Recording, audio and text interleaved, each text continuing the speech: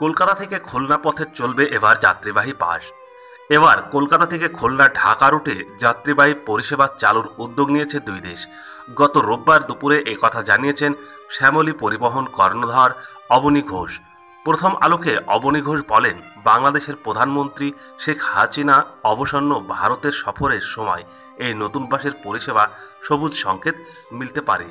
তিনি জানান, এই বাস কলকাতা থেকে ছেড়ে বেনালো যশোর হয়ে খুলনা যাবে, সেখান থেকে মওয়া হয়ে ঢাকা পৌঁছবে। গত বছরের 30শে আগস্ট কলকাতা খুলনার মধ্যে পরীক্ষামূলকভাবে যাত্রার সূচনা করা হয়েছিল। পশ্চিমবঙ্গের পরিবহন মন্ত্রী শুভেন্দু অধিকারী এই মন্তব্য জানিয়েছেন। তবে এই বাসের পরিষেবার গন্তব্য খুলনা না হয়ে শেষ পর্যন্ত ঢাকা করার জন্য নতুন করে উদ্যোগ নেওয়া হয়েছে। এতে সম্মতি জানিয়েছেন পশ্চিমবঙ্গের মুখ্যমন্ত্রী মমতা বন্দ্যোপাধ্যায়। 1998 সালে প্রথম কলকাতা থেকে যাত্রীবাহী বাস চলাচল শুরু হয়েছিল।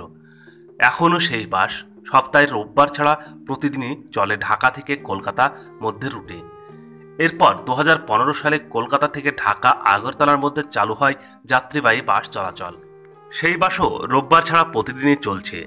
এবার শুরু হতে যাচ্ছে কলকাতা খুলনা ঢাকার মধ্যে যাত্রীবাহী বাস চলাচল।